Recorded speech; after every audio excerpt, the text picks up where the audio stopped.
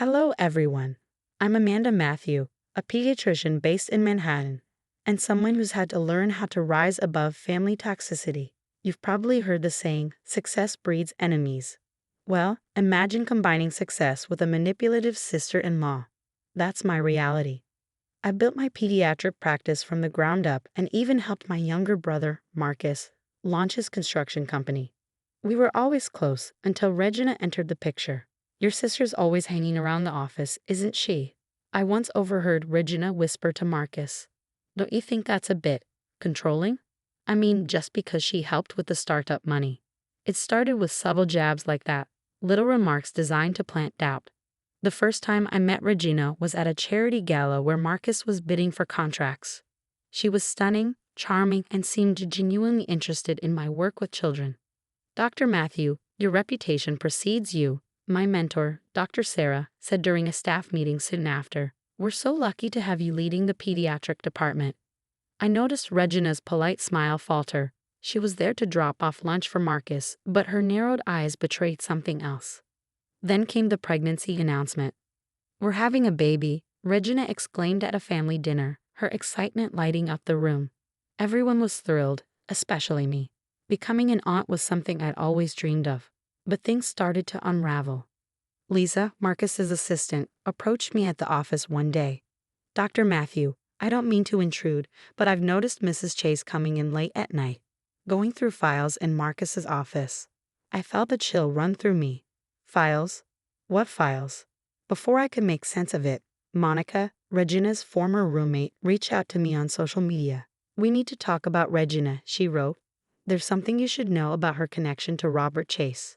Robert Chase, Marcus's fiercest competitor, known for hostile takeovers and ruthless tactics.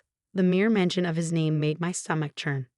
Regina's manipulation only became more apparent as her pregnancy progressed.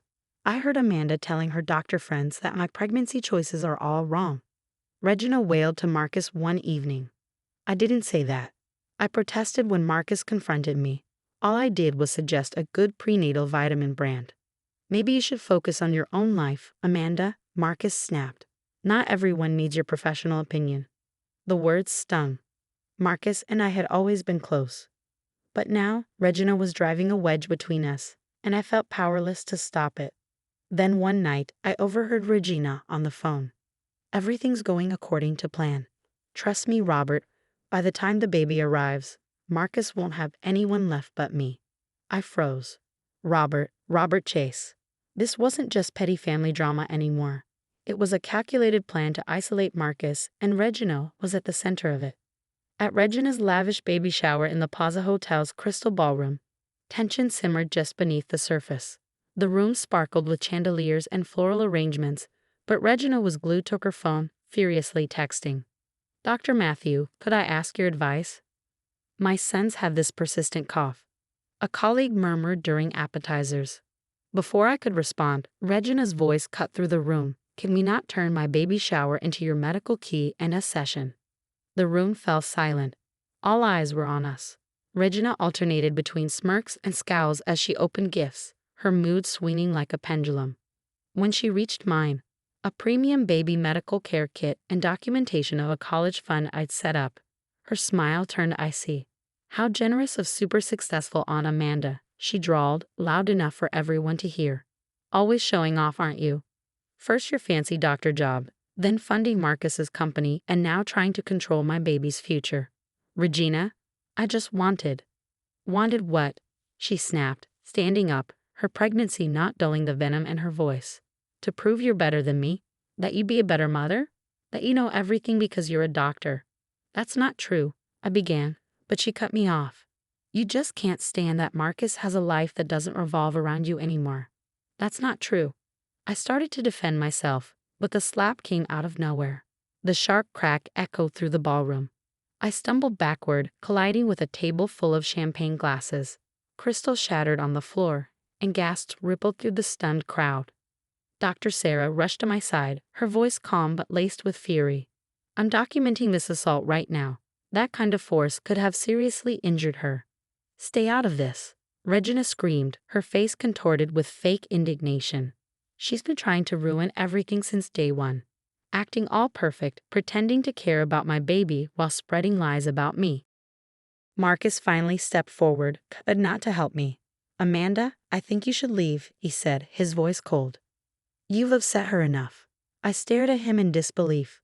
"Marcus, please, there's something you need to know about Regina." "No, no more of your paranoid accusations," he snapped. "She's pregnant with my child, Amanda. And you can't stand not being the center of attention. Get out." Tears blurred my vision as security escorted me from the ballroom. Behind me, I could hear Regina's dramatic sobs and Marcus's voice soothing her. But when I glanced back, Regina's crocodile tears vanished. She locked eyes with me, her mouth twisting into a victorious smirk. Out in the rain-soaked parking lot, Dr. Sarah caught up with me. "I've taken photos of your face for documentation," she said firmly. "This isn't over, Amanda." My phone buzzed. A text from Monica. "I saw what happened. Meet me tomorrow. You need to see something about Regina and Robert Chase. It's worse than we thought." I touched my throbbing cheek, the sting of humiliation replaced by a surge of rage and determination. Regina may have humiliated me tonight, but she had made the biggest mistake of her life. Nobody hits me in front of my colleagues, my mentor, and my brother, and gets away with it. From the parking lot, I could see Regina through the ballroom window, already back to her secretive texting while Marcus hovered protectively. My baby brother was in danger, whether he believed it or not, and I was done playing nice.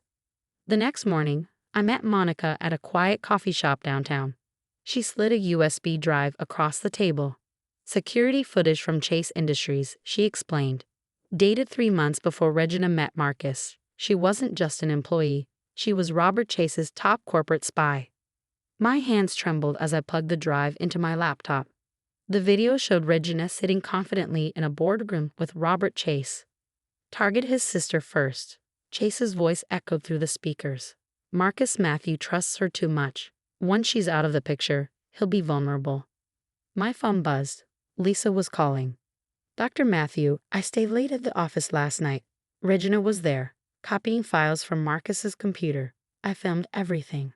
The video she sent showed Regina downloading confidential documents, client lists, bid amounts, blueprint specifications. It was everything Chase needed to destroy Marcus's company. "That's not all," Monica added. "The pregnancy? It was a setup. Chase's records show she got fertility treatments 2 weeks before meeting Marcus." My stomach twisted as the pieces of this horrifying puzzle clicked together. Bank alerts flooded my phone. As a silent partner in Marcus's company, I could see irregular transfers. Regina had been siphoning funds into hidden accounts. Then, another text.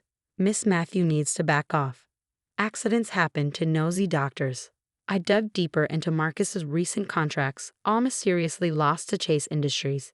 Each bid had been just slightly undercut, every project stolen with insider knowledge. "She's sabotaging us."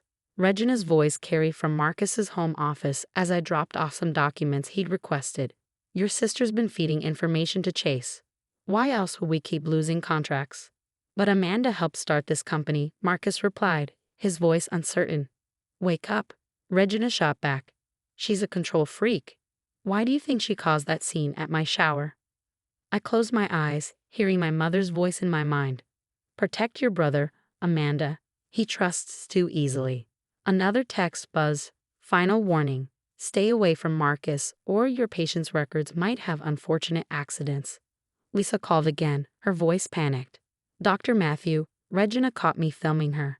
She's threatening to frame me for corporate espionage."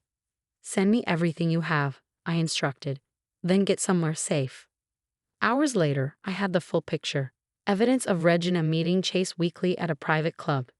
Documents showing she destroyed 3 other companies the same way. Bank records revealing millions in payouts. The final piece? A recording from Monica, Regina and Chase laughing in bed together, plotting Marcus's downfall. "Once this baby's born, he'll sign everything over to me," Regina purred. Poor, trusting Marcus. At least his sister won't be around to warn him. "Just keep him isolated," Chase replied. "The restraining order you're planning should handle his sister permanently." My blood boiled. They weren't just stealing Marcus's company. They were planning to ruin him completely. Another text popped up. "Meeting about your brother's incompetence tomorrow." The board's voting to remove him. Shame you can't warn him. The Amon Regina, you messed with the wrong sister. A thunderstorm raged outside when Marcus burst into my office after hours. His face was pale, his hand trembling as he held his tablet. Your phone syncs to the house Wi-Fi, right? His voice cracked with a mix of rage and disbelief. Regina forgot to disconnect from it. He thrust the tablet toward me. The screen lit up with hundreds of WhatsApp messages between Regina and Robert Chase. My stomach churned as I scanned them. Intimate photos, whispered schemes, and then Regina's pregnant belly visible in several compromising shots with Chase. Look at this one, Marcus said, scrolling with tears streaming down his face. The message read, "Can't wait until this baby helps me take everything from this idiot. At least his controlling sister got what she deserved at the shower." "Marcus, I'm so sorry," I began. "No," he interrupted. "I'm sorry. I didn't believe you. But now we're taking them both down." Over the next week, Marcus and I carefully orchestrated our plan. He played the devoted husband, feeding Regina fabricated details about a massive new development project. "Baby, these plans for the new airport contract are incredible." Regina cooed over dinner, phone hidden discreetly under the table as she texted Chase. "They won't stand a chance." Chase Industries swallowed the bait without hesitation. Millions were poured into preparing for a project that didn't exist, even pushing them to take out massive loans. Regina's insider information had always been flawless. Why doubt it now? The trap was set. The day Chase Industries announced their bid, Marcus struck back. At an emergency board meeting, he presented everything. Regina's espionage, the affair, and her schemes. "And here's footage of her assaulting my sister at the baby shower," Marcus declared, his voice booming through the boardroom. Within hours, the fallout was catastrophic. Chase Industries' stock plummeted. Reporters picked up the story, and Regina's phone exploded with calls from furious investors and curious journalists. Her perfect facade shattered. "You ruined everything," Regina screamed outside the courthouse days later, moments after Marcus filed for divorce. "That baby was my ticket to." She stopped mid-sentence, realizing reporters were filming. But it was too late. The revelations came fast and furious. The fertility treatments before she even met Marcus, the sham marriage, the espionage scheme. Chase Industries teetered on the edge of bankruptcy while Regina's social circle evaporated overnight. 6 months later, I sat beside Marcus at a charity gala hosted by my medical practice. A news ticker rolled by on the screen nearby. Former corporate spy Regina Matthews sentenced in multi-million-dollar fraud case. Dr. Sarah, my assistant, approached with a smirk. Regina called again. Says she's desperate to apologize. Marcus and I exchanged amused glances. "Tell her congratulations on the prison pregnancy program," I replied, sipping my wine. "I hear they have excellent prenatal care." The next day, the headline said it all. Chase Industries assets sold off. Matthew Construction expands nationwide. Disgraced couple faces decades behind bars. I smiled to myself. Mom would be proud. I protected Marcus, just as I promised her I would. Regina learned the hard way, never underestimate a sister's love or her capacity for revenge. What would you do if you discovered your pregnant sister-in-law was a corporate spy plotting to destroy your family? Would you quietly gather evidence like I did, or confront her head-on? The hardest part wasn't catching Regina. It was watching my brother fall for her manipulation, even as she isolated him from those who loved him most. Have you ever dealt with a toxic person who tried to turn your family against you? How did you expose them? Share your story in the comments below. For more tales of standing up to manipulators and watching their plans crumble, hit subscribe and turn on notifications. New stories drop every week because sometimes the best revenge is letting karma do its job while you rise above it all. See you in the next video.